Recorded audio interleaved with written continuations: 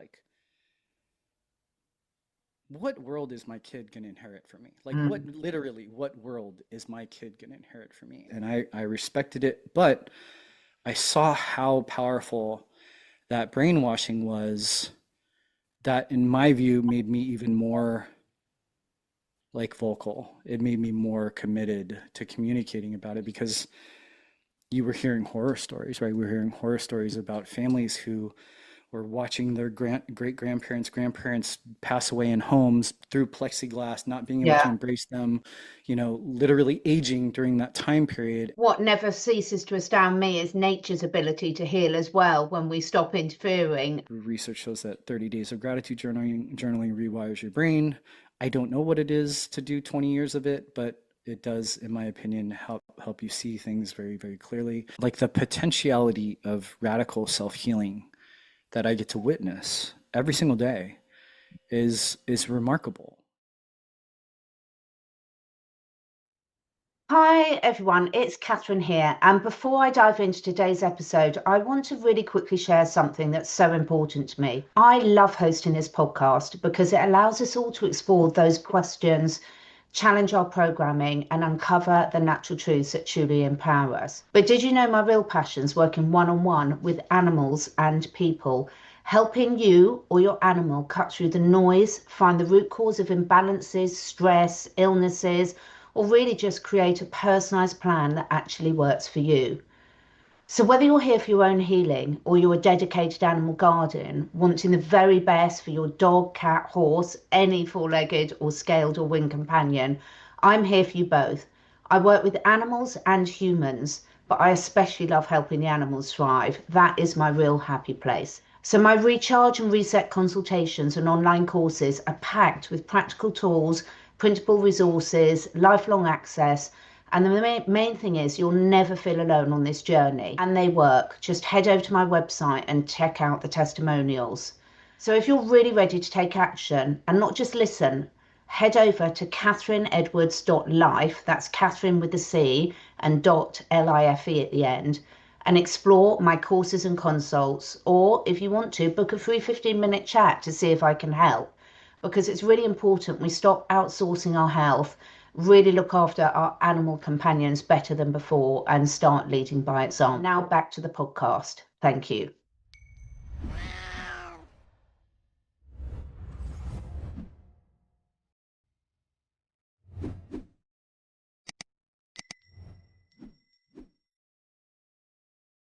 A really good welcome back to my Deprogrammed series, where we expose the lies, the challenges, and most importantly, reconnect with what really matters for our health, our freedom, and our future. And I promise you, you are going to absolutely love this discussion with a new guest on the platform, Dr. Stanton Hom. Dr. Stanton is a father, a freedom-focused chiropractor, and an unapologetic truther who is really leading the way in a global movement to normalize vibrant health for every generation, especially our children.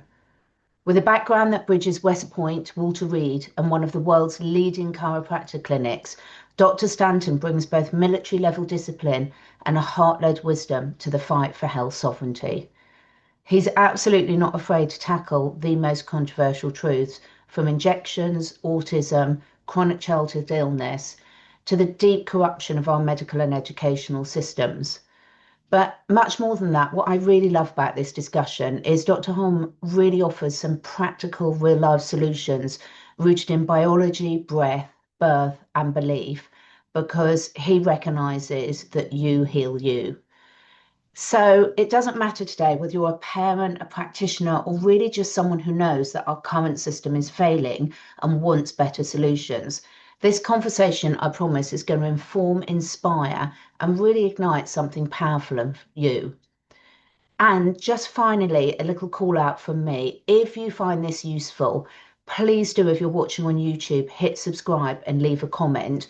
Or if you're listening on your favorite podcast platform, please just subscribe and leave a quick review. It really helps me get the best guests and the best conversations, which I think is a benefit for all of us. So let's dive in. Welcome back to another episode of the Live, Love, Learn podcast. And I'm your host, Catherine Edwards. And today you are in for a treat. I have a new guest, Dr. Stanton Hom, father, freedom-focused chiropractor, and unapologetic truth teller, who's leading a global movement to normalize vibrant health for every generation, especially our children. Dr. Holm's Future Generations podcast and clinic are a wealth of support and inspiration for practitioners, professionals, and parents who are committed to natural living and health freedom. Thank you so much for being here, Dr. Holm. How are things with you? Things are great, Catherine. I'm really honored to be here. I've been consuming a lot of your information on your podcast, and I must say you've got a great Instagram page, and the links will obviously all be in the show notes below. But for people that don't know about your work, can you start by giving us an introduction to your current work and also your journey of how you got there? Sure. I am in my 15th year, I guess 16th year of clinical practice. I'm a prenatal and pediatric focused chiropractor.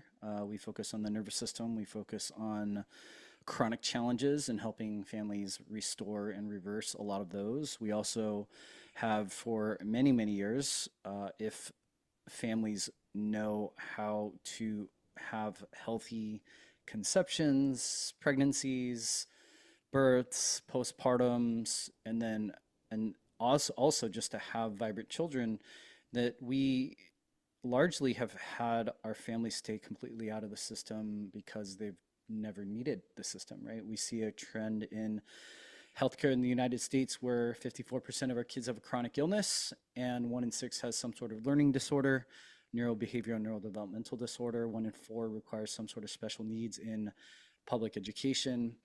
And we, for many years, saw that our trends were completely out of the system. Like we didn't have chronic illness in our practice. And so largely that's who I am from a clinician perspective. Podcast started in 2020 because of, all the things that were happening with COVID. And what I didn't know at the time was where things were going to go exactly, but what I did know is that there was a message that had to be told, and lined up a lot of the interviews that I have built with relationships from the very beginning of my practice, and started podcast. And we took basically the conversations, the blueprint of everything I've ever done is to take the conversations we have within our four walls, mostly with mothers who have either resisted or who have been injured, and their children have been injured by pharmaceutical products, including vaccines, largely, you know, taking those conversations and putting those on the airways. And that's pretty much been how any platform has grown, whether it's the personal platform or the podcast platform or the clinic platform. And then by the end of 2020, a good friend of mine who had just hosted a freedom event in the Midwest of the United States tapped me on the shoulder and said, "You got to do something in California." We said we were thinking about it, and that's where the Heart of Freedom came from. Those were our public events, where our first event was 12/12/2020. It was in the wake of Governor Newsom's curfew, and we thought we were going to have a couple hundred people. We sold 808 tickets, and we had 1,100 people standing room only in California in the wake of a curfew. We, in the belly of the beast, realized that people wanted the truth and people wanted freedom more than we could have ever imagined. And then we hosted beyond that 2 more events, ending, I think, in 2021 with some 2,000 people at Wow. Navy Station here in San Diego, right? And so that, how I got to where I am, it's kind of a long story, but tomorrow will be May 27, 2025. I graduated West Point United States Military Academy May 27, 2000. And so 25 years ago, I basically put on my military uniform in active duty service for the U.S. Army and served 5 years. 1 year of those was in Iraq. And in Iraq, I didn't realize at the time, but I was pretty much riddled with a lot of chronic inflammatory challenges, and knew that I was going to get out of the military at some point. And at the time, my brother was just starting his chiropractic career, and he sent me a book called Total Health by Dr. Joe McCullough. He sent me a book on applied kinesiology and chiropractic. He sent me a book called The Web That Has No Weaver, a pretty amazing book by Ted Kapchuk on acupuncture. And I started my education in Iraq on holistic and natural health, learning from some of the greats, and then knew that when I was going to move back, that I was going to be getting out. I moved to San Diego, became my brother's patient, and he basically taught me how to live. He taught me how to change and transform virtually every aspect of my lifestyle. And within 6 weeks, I felt like somebody hit the reset button, on the video game system. And I felt like I was, a teenager again. I could go into basic training if I wanted to. And then in 6 months, he told me I was his healthiest patient. The thing that was probably the most profound that made me a chiropractor was because the foundation to everything that he taught me in terms of lifestyle was nervous system focused chiropractic care, helping my nervous system self-heal and self-regulate. And when I was taking prerequisites to go into chiropractic school, I had a history of either C plus, C minus grades in English class. Like I was so bad in English, like probably partially dyslexic, definitely a lot of social anxiety when it came to like presenting and things like that, which is kind of odd that I'm a podcaster and a public speaker now. But I took a prerequisite class, and by the end of it, I got an A plus, and my teacher had told me that I was one of the more prolific writers that he had ever taught, and that if I ever thought about an education in higher education, or like a career in higher education and teaching people how to like read and Wow. write and communicate. And I was like, I don't quite understand what you're saying, because when I was in high school, people thought I was English second language. In America, it's called ESL, because I'm obviously Asian, and I only know one language. I only know Mm. English, but I was so poor at it that it made me realize that my brain was healing so well that it completely changed my learning capacities with my nervous system starting to heal and regulate. Obviously, coming out of the military was a big factor of that, but I didn't test it until I went to this college course.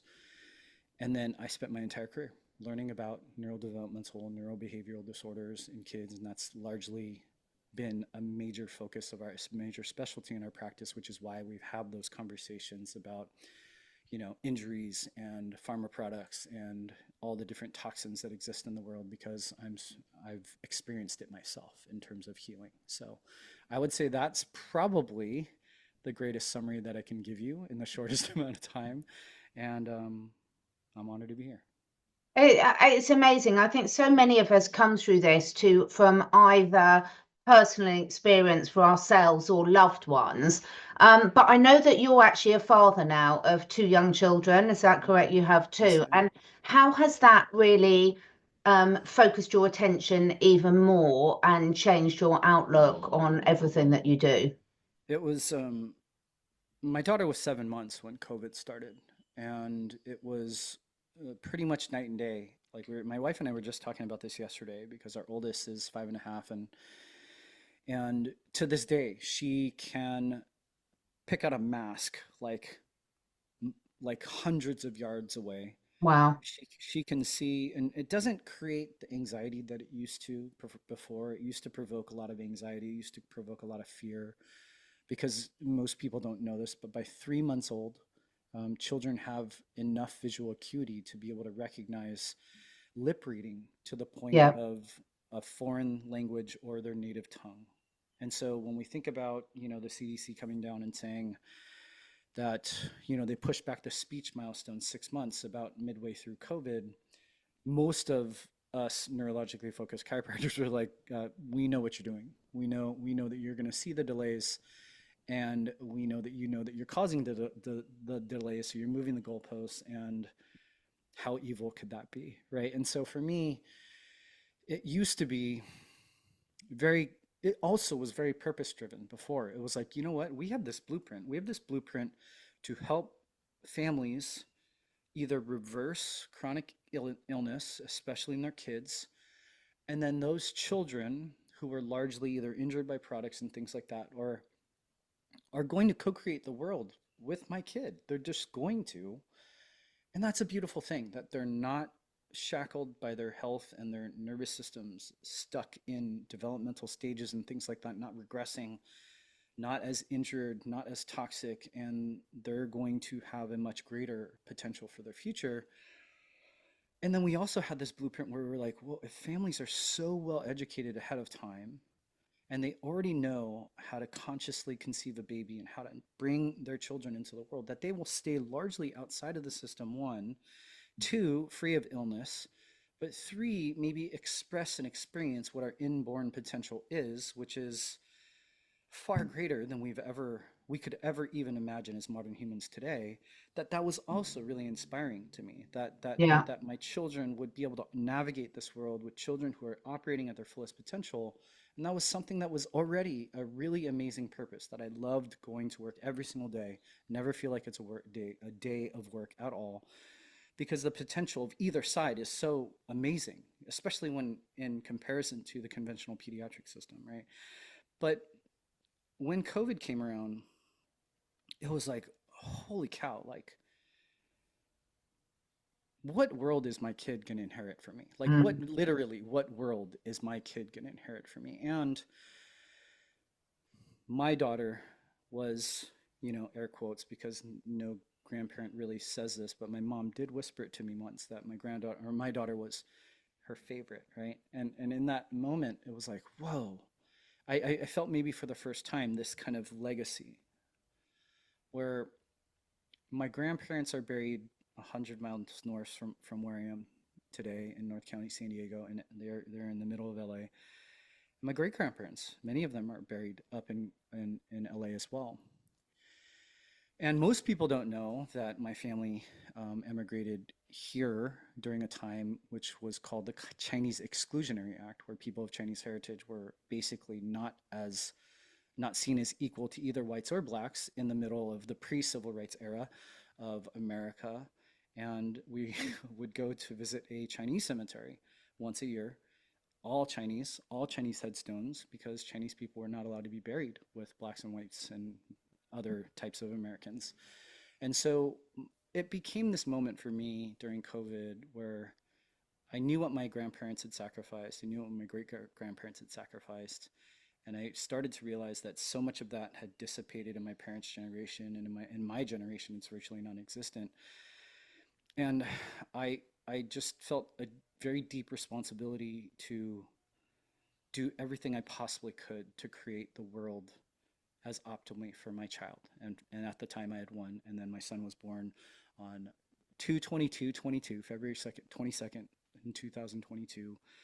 And that was like, that was a different feeling, right? Because now it's a son, and in America in California they try to make you think that men and women are the same, but they are not. And my son is wildly different, and so now it's like, ooh, how do I teach him how to be a man? How do I teach him how to be a blueprint for a good man, and then eventually a good husband, and eventually a good father? And in the end, that's I can't not think about that every day, which is kind of weird because I Yeah. can't do small talk with a lot of people. So these interviews actually are really good for me because I get to talk about the I things that agree. It's the I'm same passionate with about. me. It's, Yeah. talking about these things that really matter Hmm. and taking some responsibility for it. And that's what I love that you're doing. I do want to ask, with the work you're doing, because obviously I'm in the UK, Hmm. you're in the USA. At that time when you started really running your events, speaking up about a lot of the things, did you get pushback and did that affect your career? Um, in the beginning, well, yes and no. No, because I had been learning about vaccines. I can say vaccines. I'm sorry if I didn't mean Well, to. I'm never quite Okay. sure that honestly the rules are changing all the time, but Yeah. go for it. Yeah. So, so I tend to say jabs actually so as to not trigger the algorithms too many times. Yeah. those poisonous injectables that they force into you, Yeah. right? Like I was already um, pretty educated on that. When I got out of the military in 2005, my brother gave me a book titled V Word A, Mm. and that was about the anthrax program. It was a book by Gary Matsumoto, and I started to learn about the experiments that governments and the U.S. government would wage on our military members. And then, so from a very early place, I was already watching Dr. Tenpenny's DVDs. I was already very versed in training with Dr. Larry Pilevsky. I had already had some of the best mentors in my early education, my higher education, or postgraduate education, and so when I hit my first year of practice, I was already teaching workshops, and so for over 10 years, I had already been teaching workshops in the county about these controversial injectables, and so when it came time for COVID, I was sitting there thinking, okay, this is bogus, and secondarily, it's going to end in a jab, right? Yeah. It's going in that direction. I did not know about passports at the time. I did not know about 24-hour surveillance and social credit and those types of things, which I know we're eventually going to be at some point. But I knew enough to say something very early on. Mm. And so what I did in my practice was very simple at first, which was educate people about fear and anxiety and brainwashing. That's the first place that I started. I didn't say that this was bad or wrong or anything in the beginning because I wanted to guide people through an intellectual, critical thinking process so that they could maybe end up on the other side with, any chance at all, because we Mm. know what happened to the people that just complied. And in the beginning, I lost about a third of my practice because it was just obviously we're a very progressive county and people were not able to bridge that gap immediately. And then some people came back, and then very quickly our practice doubled. Like, and it was very quickly to see, how many people were actually thirsty for normalcy. But from a public perspective, we were active in the county supervisors. We were speaking out at, legislators. We were at rallies at the city hall. And in some respects, we didn't receive really any pushback. And that was kind of my strategy was like, well, I know what I know, and who am I to not share it? Mm. Because I think we were talking yesterday about like just sharing one thing with one person could literally save a life. But if you have a platform, if you have relationships, you have the ability to communicate, um, silence is complicit and silence is responsible for some of those, casualties, right? And so in the beginning with California, you started to see like a lot of people coming down, a lot of the public health officials going to offices, and largely I did not experience any of that. And it was really awesome to see, because I think that's what we started to realize in California is there's a lot of bark, but there wasn't as much bite. And I think it's because we're a monstrous state and they couldn't possibly cover everybody. And I had a couple of my mentors who were speaking out with way bigger platforms, and they just became my beacons, right? In a sense Yeah. that if they weren't being attacked, if they weren't being uh, investigated by the board.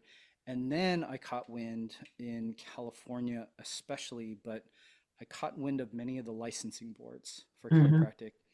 And when the crap hit the fan, it was really clear that the ones that were sold out very quickly, but the majority were going to draw the line at informed consent. And I was like, okay, so we have free speech. And they're like, yes, you have free speech. I was like, done.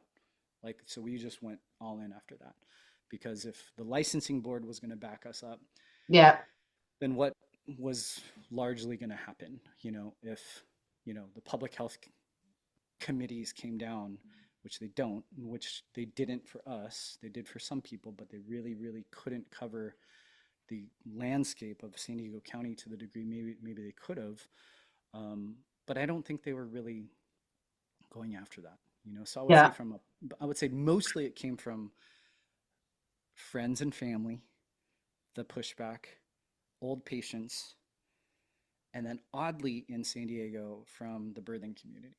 Like the birthing Wow. community, which taught me about informed consent, taught me about empowering women, taught me about empowering mothers through this journey, listening and believing mothers through this journey. I found that they were so divided, and it was basically on party lines. They were so far gone in the progressive liberal politics that they could not see past, the fact that they were then mandating shots for their Yeah. clientele, that they were forcing children not to attend home births, or if they were wearing masks or something like that. And Mm. you're like, this is your patient's home, and this is their sacred space of birthing their next life, and you're forcing them into compliance of public health laws that are, one, illegal, and two, not laws, not laws at all. So that's Yeah, it's an that's interesting one. I must say, I feel like your volume's gone down a little bit. I don't know if that's just okay. my Let end me or see. not, but perhaps just check if that can go up at all. How's that? Is That's that better? better. Yeah, Okay, that's much better. great. Yeah, Thanks. Yeah, I I don't know wear if I was hearing fiddling aids with it. anyway, so I was just checking, but it definitely went down. So a couple of interesting things that you mentioned there. Before we move on to some of the wider agendas that in your work that you've become aware of, you mentioned about the pushback from sort of family. How do you navigate that? Because I think so many people that's been the most tricky area for people. And It's feeding tough. into that with the division and the fear that's been spread Yeah, so widely.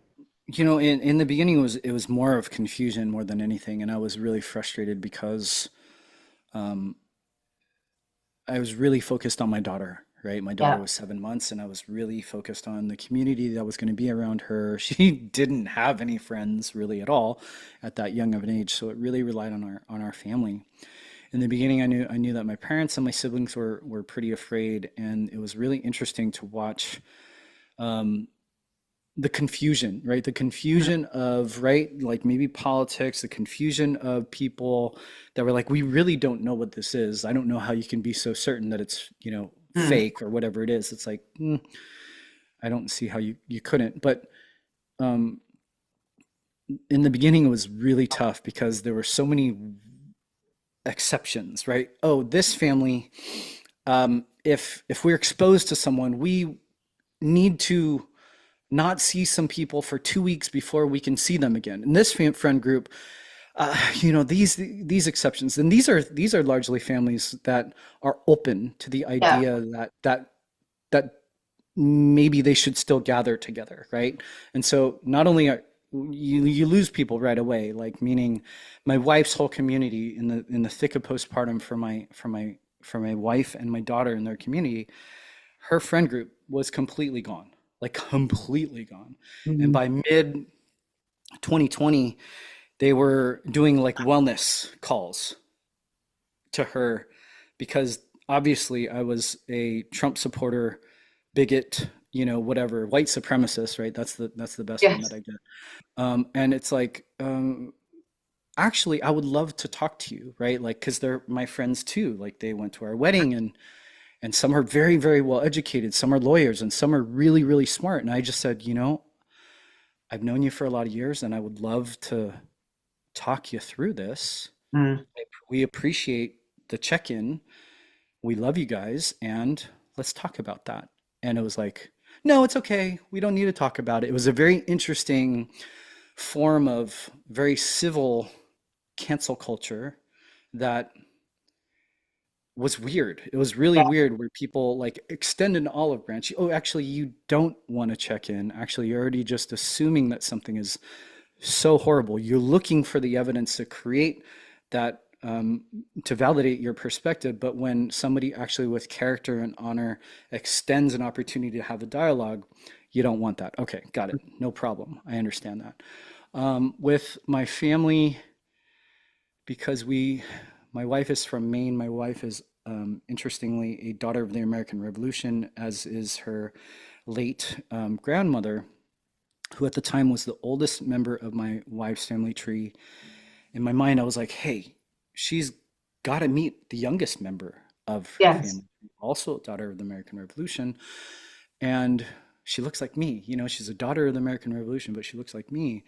And it was a level of fear because my kids are not, Yeah. injected. And it was a moment in time where, I was pleading with them because I love family, I love legacy, I love generations. I was talking to my in-laws and I just said, okay, let me just pose you a question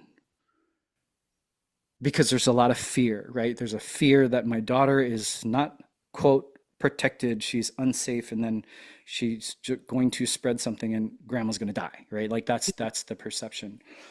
And I just said, do you have any do you think there's any benefit to the immune system, to the nervous system's ability to self-regulate, to the oxytocin that's produced of the youngest family member to the oldest family member, maybe embracing, maybe sitting each other's lap, like sitting, my daughter sitting in grandma's lap, looking at each other in the eye, like loving each other in that moment? Do you think there's any benefit to that, any immune benefit to that? And this family is very, very loving when compared to my family in terms of expression of love. Like they are so like expressive, and I'm watching their gears, right? I'm watching their gears in their mind. Yes, of course, of course, there's a benefit. And within one conversation later, gone. Nope, they're not going to meet. So we traveled all the way across the country. My daughter didn't get to meet her great grandmother, and it was a moment in time where I was like, okay, I did the very best I could to diplomatically, critical thinking, in alignment with their values, Socratic questioning. They came up with the same answer. They agree with me, and they still chose otherwise, right? So Yeah.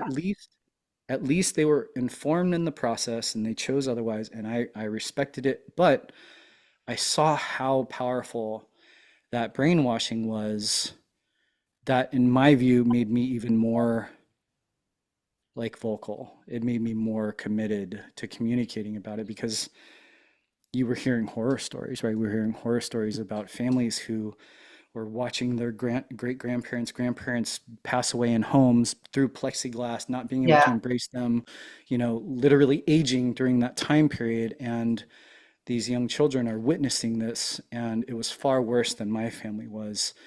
And that was something that I couldn't accept for my kid. And so what I found is that that's the best way. Diplomacy, but like deeply devoted to your values, communicating within someone else's values, and asking questions to elicit responses that build bridges, and then take your hands off. Do not have attachment to the outcome, because I can't, right? I can't have an attachment to that outcome in that moment. I could have then fuel to do whatever it is I believe I need to do, and then try to mitigate the fallout, although the fallout is extraordinary, right? It's extraordinarily being isolated from your family. It's extraordinarily being, divided with your loved ones. Yeah. And even still, even after doing all of that, the level of fallout is still pretty dramatic. Yeah. Yeah, I'm in the same situation and it's incredibly hard. And I think, this raises so many other issues that I know that you've been looking into, and how mind controlled most people are, how fear is used to divide people, and also the putting together of the different parts of the agenda, like you've already mentioned, the mass surveillance, the passport systems, the digital currencies, etc. So, talk me through a little bit about how that journey opened up for you and where you're at now with that. Yeah. So I think it was somewhere mid 2020 that somebody said, did you know Amazon owns the greatest number of satellites? I was like, wait, why the hell would Amazon own satellites? But then I didn't really put two and two together, where if you're on some back end tech system and you like Kajabi, right, a Yeah. platform, and you download a PDF, it says Amazon AWS. Like it says, Oh. like there are servers literally everywhere behind all these tech companies that are literally also run by all of these different satellites, that I didn't know. I didn't Mm. know the gravity. And then I saw Social Dilemma, the documentary that was talking about how children were just addicted to social media and how it's destroying their minds. And that was pre Jonathan Haidt and the Anxious Generation and all the data that's coming out. And then somewhere in, it was one of my first interviews with Dr. Sherry Tenpenny, where she just posted something recently on her Substack, and she just said, well, 23andMe. right? 23andMe Yeah. is now owned by pharma. And that was one of the first things that she said during that interview. It was like August 2020, where I interviewed her, and she said, it's going to be all about data. It's going to Yeah. be all about data. In my mind, I had to re-listen to those episodes over and over because I didn't quite understand that it was. I didn't understand that everything that we do in the world, not even like health, not even just healthcare, everything that we do in the world is commerce, and everything that we do is literally tracked and traded Yeah. on the market. And when you start to peel back a lot of those curtains, you start to see the infrastructure of society being one and the same with some sort of digital surveillance that is already there, Mm. but it isn't quite as tied to a social credit, which then, you just look at, you talk to my parents and their generation and my great grandparents and their generation, who my mom's side from Taiwan. I mean, till my grandparents, my mother's parents, to their 80s would travel back to Taiwan just to vote Yeah. against China, just to vote for Taiwan's independence. Mm. And when you kind of get those perspectives enough, and you see and hear about what happens in countries like China, where there is installed infrastructural social credit systems, then you can't not see what a passport is. You can't not see what a real ID is. You can't Yeah. not see how they, which is crazy to say, right? In this free administration in America, which I don't really love to like take one side versus the other, that, you see a very, very freedom oriented governor who is now part of the cabinet talking about real ID, talking Yeah. about how amazing and how important it is. And you're like, wait a minute, like, how is it that the thing that we were so opposed to, with the previous administration, is now also being kind of brought into the ecosystem with this new administration? And many people are seeing it and calling it out, and many people aren't, Yeah. which is interesting. And so for me, I think it was what I still have to catch up to it, if I'm completely honest to it. Mm. I have friends that are not major platform people, although some of them are, but we're on this very collective chat group that we share a lot of this information. Man, I have friends that know more about what we talked about yesterday, the direct energy weapons. Yes. I have friends that know more about the targeting through smart meters. Mm. I have friends that know and have documentation about how, we are already nodes. We're already nodes on this interweb, Yep. and that Wi-Fi and that LED light bulbs and that smart everything that's coming out is going to be a part of this kind of web of tracking that largely I don't know yet how to completely avoid it, because who knows why we have so many heavy metals, who knows why they're blanketing the planet with, nano aluminum. Who knows? We know why. It's not, and it's not just like, I think erroneously, maybe you were on the same page. They don't just want us sick. They do, right? Because they want us dependent to the system. But I think they're doing it because as they install more of these kind of things into our bodies, Yep. that we then have no choice but to be a part of the matrix, right? Maybe I'm saying too Absolutely. far. It's I have to laugh in that sort of mad woman's laugh half the time, because if not, you'd cry. But having these conversations, it's so wonderful to see so many people putting the dots together and realizing how it all links in together. And the thing is, the evil genius of it is a lot of the things on paper can look quite good. I will say, when they first started years ago putting surveillance cameras on the streets here, as a woman traveling home late at night on your own, Hmm. you're quite pleased to have a camera on the train Yep. platform. Yep. And then you realize how much more invasive it's getting. So I suppose with most things, we can say it's not the tool itself, it's how it's used and who's in You control of it. But with this this, the choice is it's so frightening how they can pick any of us up on any satellites. I mean, I think most of us having this conversation realize that, the 2 meters apart was very much part of programming those systems. Right, right.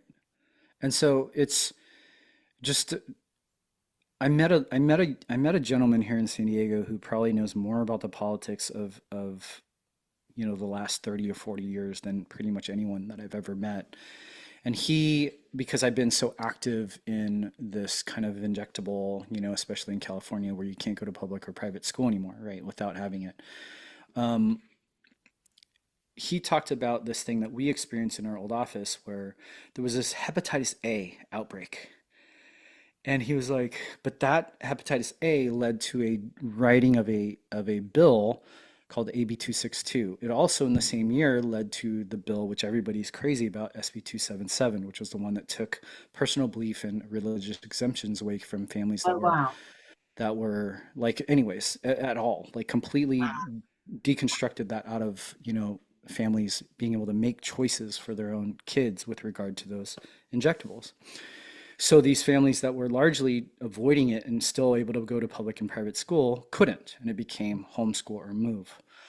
And he, at a early meeting in COVID, he was like, you know where that came from, right? He's like, you know where the Hep A outbreak came from. I was like, yeah, the homeless population. He's like, yeah, but you know where it came from, right? I'm like, no, I Mm. don't. Where'd it come from?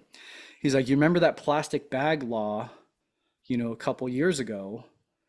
They basically wrote a law to get rid of plastic bags Yeah. in the county. And in getting rid of plastic bags, homeless people didn't have places to defecate. And so they were pooping all over the place. And then there was a Hep A outbreak. And that Hep A outbreak led to the writing of AB 262, which led to California giving police powers to the Department of Public Health during a time of, crises and Yeah. emergency, right? And so it was an interesting dynamic where, like you're saying, it's like, yes, it's noble to think that we should have surveillance cameras to protect people, but behind all the curtains, if you go back to all of them, who's actually calling those shots and for what intention? And then who owns the information, or who has the power at the end? It's like, Yeah. well, that's probably really important to know, right? And so, anyways, I And thought that would be really yeah, it's cool. fascinating. And also, I don't know the answer to this, but my mind goes there and has to go there is, it's all very well one thing, knowing they're connecting all the information out there, but we've already briefly mentioned, and I don't know a lot about it, but the directed energy weapons, the smart meter dangers, and how much from all those satellites and the areas that they're collecting the data can they actually direct frequencies. We know Yeah, there's so much potential there. I mean, I worked for one of my jobs years ago was working for Nokia. And I can remember the time when our mobile phones in the old days, you're probably not old enough to remember, they used to have removable batteries and yep, they put the integral batteries in there because even when your phone's on, they can still track you everywhere. And, I was part of that discussion. So when you look at how, um, these people play the long game, they're not in there for the quick wins. Everything is right. meticulously planned and put together. And once you start seeing the picture, a lot of the bits of the jigsaw puzzle fall into place. But I mean, there's still masses that I don't know about. And, Agreed. I would we'll agree keep with learning every week. Yeah. So, in terms of with all this information that we face, the censorship is really, really rife still in terms of educating people about alternative solutions, different ways to live. There's the coercion, there's the brainwashing, the chronic illness rates. What really gives you hope at the moment, and what do you see is possible in the next 10 years? yeah, I would say there's a really I have a lot of blessings in my life, and one of which is the thing that I get to do for quote work every day is is still like the potentiality of radical self-healing that I get to witness every single day is remarkable, and so it's to me is similar to the conversation we just had yesterday about your experience with the animals, right? Is there is this, in the wake of all this tyranny, in the wake of all of this toxicity, in the wake of all of this deficiency of knowing what it is that humans need to thrive and robbing people of those, that there is still every day, not just the potential, the reality of what we call expecting miracles, wherever it is on my hat. Mm. And it's this, it's it's not just like an experience, it is evidence. Like every Yeah. day I get to see the radical self-healing ability that makes me so incredibly inspired, right? And so on one end, I started to realize that,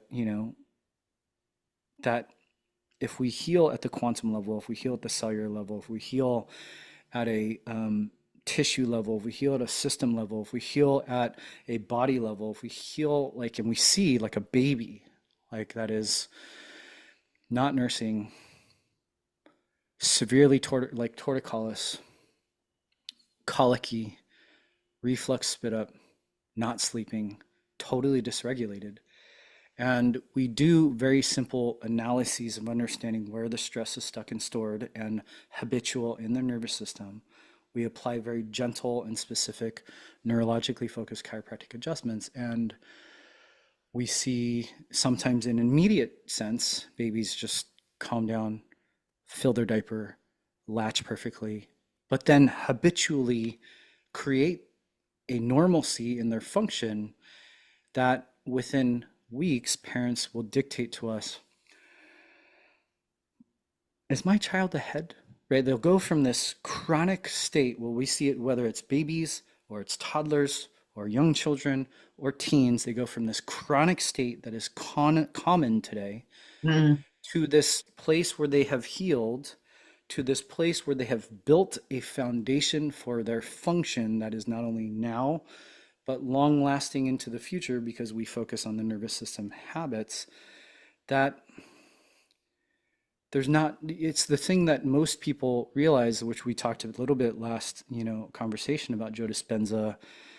And I love the work of the Institute of Noetic Sciences, Oh, yeah. who I think still today have the largest catalog of spontaneous remissions that you can still just Google. I think you can Mm. Google Institute of Noetic Sciences, Noetic Sciences spontaneous remission PDF, and you will get a link to their catalog of all of the ways that the body is radically healed something spontaneously.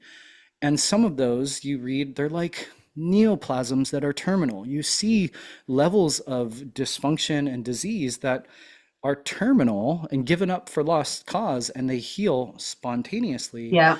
That every single day I see that, like not once, but multiple times, multiple stories. And that's incredible, right? Like so for me, I'm not a freedom fighter for freedom's sake. I am because we should be. We all should be because why not, right?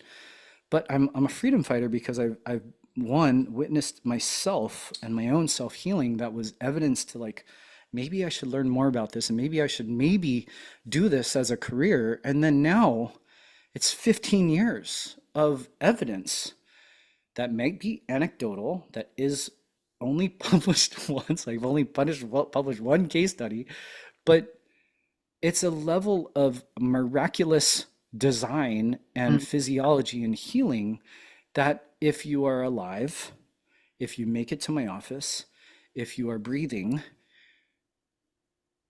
you have it. You have that capacity far greater than anybody's ever allowed you to even contemplate.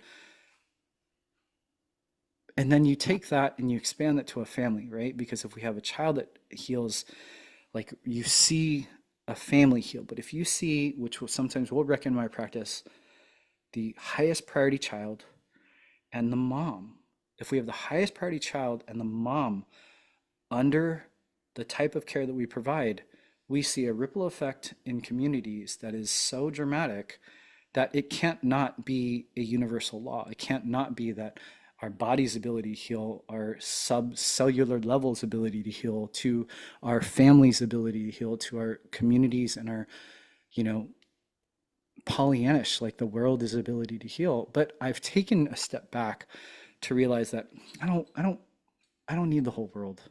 Mm. right? It is now, because of what I've experienced, it is too far down the roads of rainbows and puppy dogs and that Pollyannish worldview to say, oh, the whole world is going to heal, because they're not. No. Because we know that there are people that are so bought in, that are so stuck, and then there are people on our side of freedom that will never change. They will never change the things that they know are harming them, and they will never change the things that they know will actually help them have better health. And then there's a small subset that are willing to do what it takes, willing to change their beliefs behind it, that I am fully immersed in service to, right? I don't have really that much bandwidth to try to get the people that are so bought in into the tyranny, that are so compliant, and bring them over. I'm looking for the people that are at least on this gap of this side of freedom, that are at least on the edge of being open-minded enough to take action and change their beliefs, that I will continue to build bridges for them to have that greater experience. And then I believe that might be the only faction of society that sustains Yeah. centuries, right? I don't believe the future is going to be reserved for the rest of the people, in my opinion. Yeah, I Which have sucks. to agree with you there. And I think that what never ceases to astound me is nature's ability to heal as well when we stop interfering. And with anyone who's really looked into regenerative agriculture, it Yes. constantly surprises the experts how quickly land, the Yeah. soil, the microbiome can actually heal. So the two greatest conversations I would say that I've had on my podcast, it's hard to say, right? That are of this perspective. Number one was a woman named Mary Ruddick. I don't know if you've heard of her. Mary Ruddick is like a modern day Weston Price. Oh, Weston A. wow. Price was the dentist. He was like a Yeah, I know about him. Yeah. anthropologist, and largely she is still to this day finding tribes that are largely untouched by modern society and watching to see how vibrant these people can be. And for her perspectives coming into my world, I was like, okay, I have a understanding clinically of what I believe to be true, but my bar for the human expression of our potential is not the same as hers. Like hers Yeah. is way higher than mine. And the other conversation was Joel Salatin. Joel Salatin, arguably the godfather of regenerative agriculture in the United States, like his story, just talking about like when they took over a property that had nothing but emaciated soil, Mm. weeds. That he told the story about how he saw one sprig of red clover come out of Mm. one group of weeds, and he was like, "That's it. I know I can replicate that." And here he is, like literally, the tip of the spear when it comes to regenerative agriculture. So that to me, we could have all these perspectives about compliance and tyranny and people that are, sheeple or whatever you want to call it. But if you actually just focus on the thing, right? We've said it future generations for many, many years.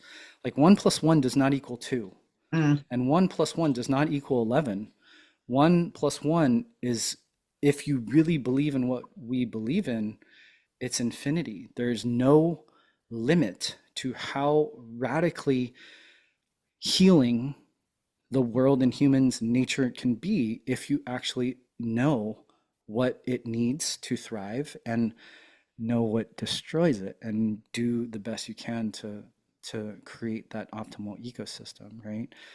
And so yeah, I think it's every day is recognizing that I have to really put my boundaries and my blinders on to focus on the thing that I have, to one, to be grateful for, but two, the witness of all those different miracles, and then build bridges. That's my goal, Yeah. is like to build as many effective bridges for the people that are willing to take them and who are not willing to blow them up, because some people do that, and go from there. I love it. So I just want to finish on a couple of personal things. First and Of course. foremost, daily habits and Yeah. discipline. I think for me, so important to actually show up as the best version of yourselves. What are Yeah. some of your things that you've really implemented that have made a big difference to you? Um, how long do you have? As long as um, you've got. so first off, I have to give credit to one. It's a new book that I've read recently. It's called The Dark Side of Discipline by Craig Ballantyne. It is I an heard your interview with incredible, him. It was brilliant. is an incredible resource. And he is not of this perspective, like he's not out there like Mm. freedom fighting and things like that, but he's on our team. And I read enough of his books that I felt like I had to interview him because I was just like, this is so profound. Because on one end, yes, it's a 4:30 to 5 o'clock wake up.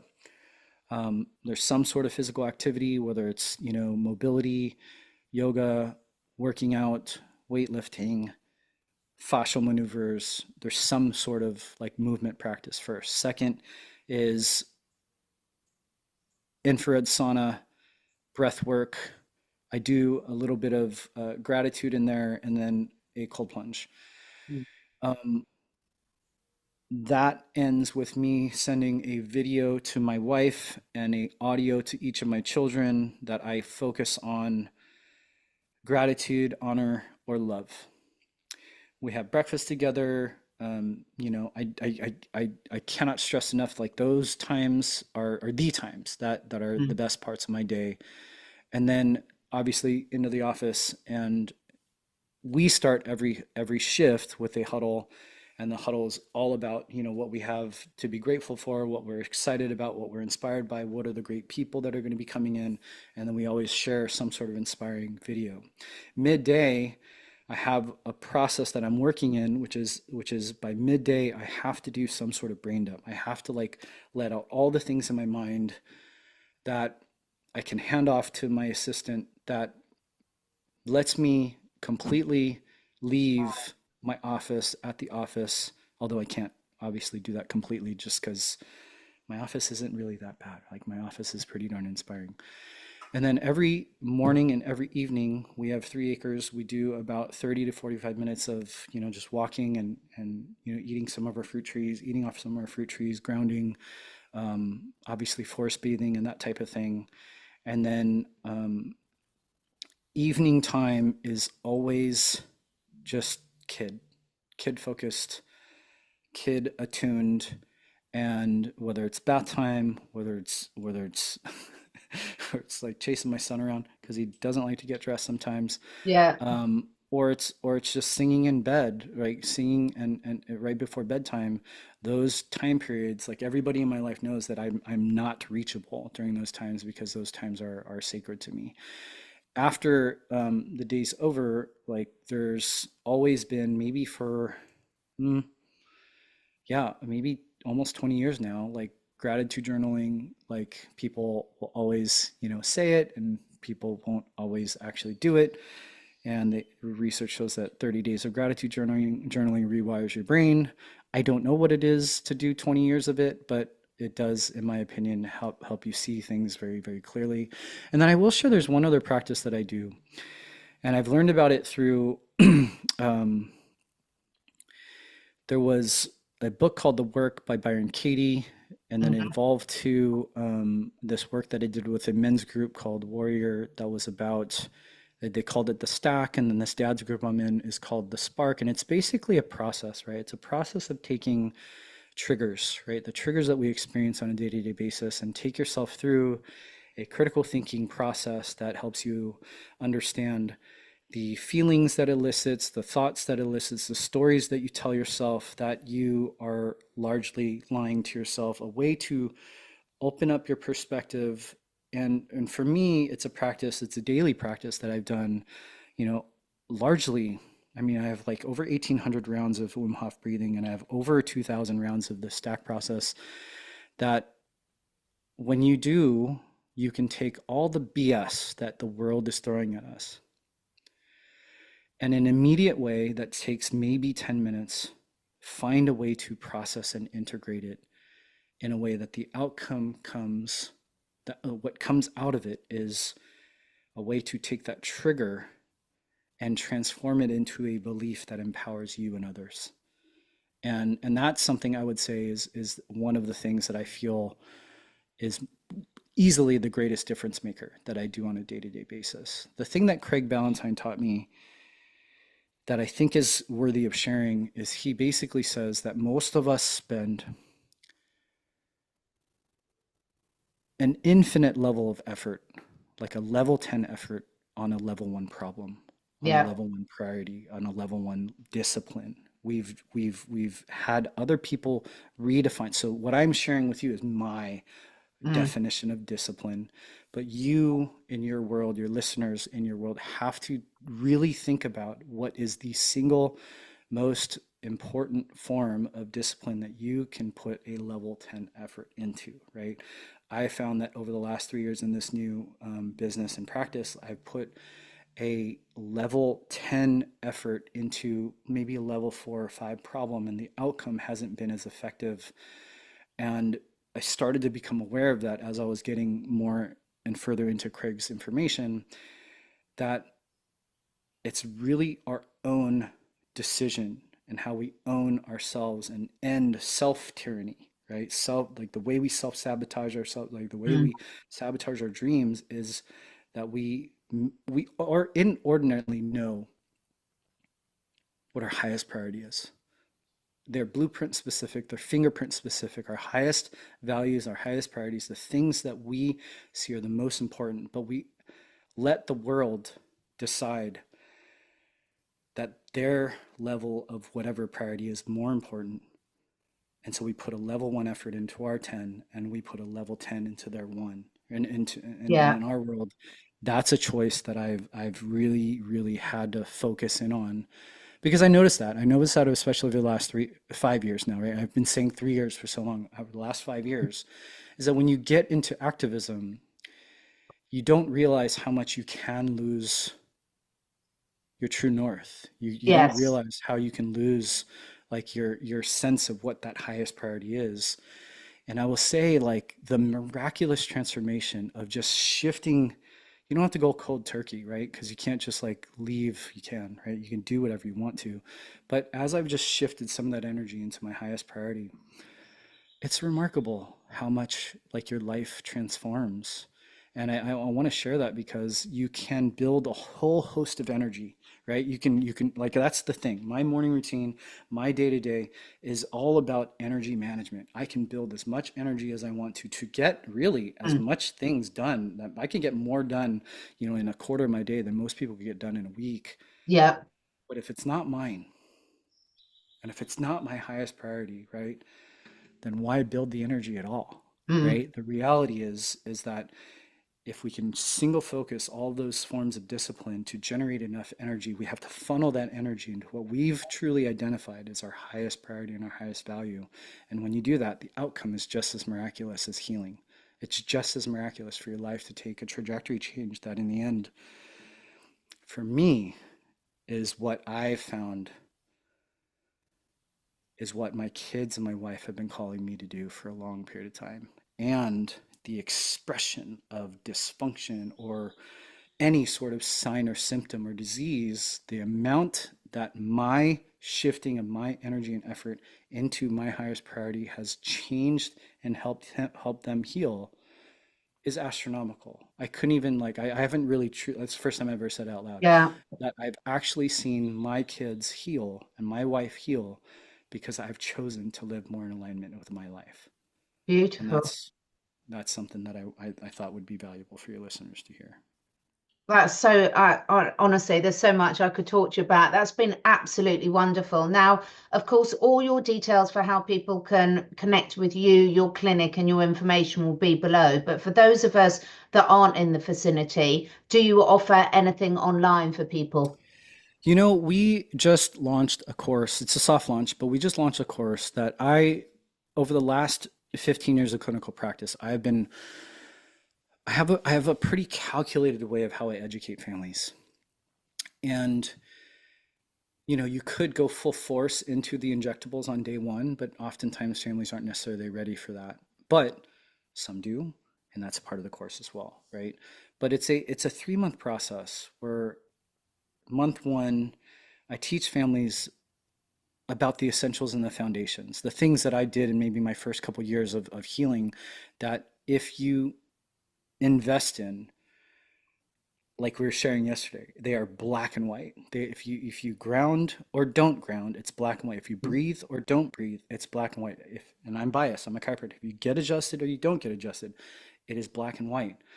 Month 2 is about dissolving and somehow unraveling and reconciling these toxic belief systems, these limiting belief systems that the system has literally brainwashed into our generational, like I would say it's the greatest form of generational trauma that exists, is helping families undo the brainwashing of conventional pediatric healthcare, undoing the brainwashing of these injectables, undoing big food and all the different aspects of things. Month 3 is after you've built a foundation, you've started to just discard and get rid of these limiting beliefs. Month 3 is all about how do you reinstall? Yeah. How do you reinstall as optimal belief system and practices that you essentially define for yourself, where we talk about regenerative agriculture, we talk about terrain theory, we talk about microbiome, we talk about optimal and conscious and empowered births. We talk about like how we help our children build radical immune resilience and help elicit the genius expression that's waiting inside of their nervous system to express itself.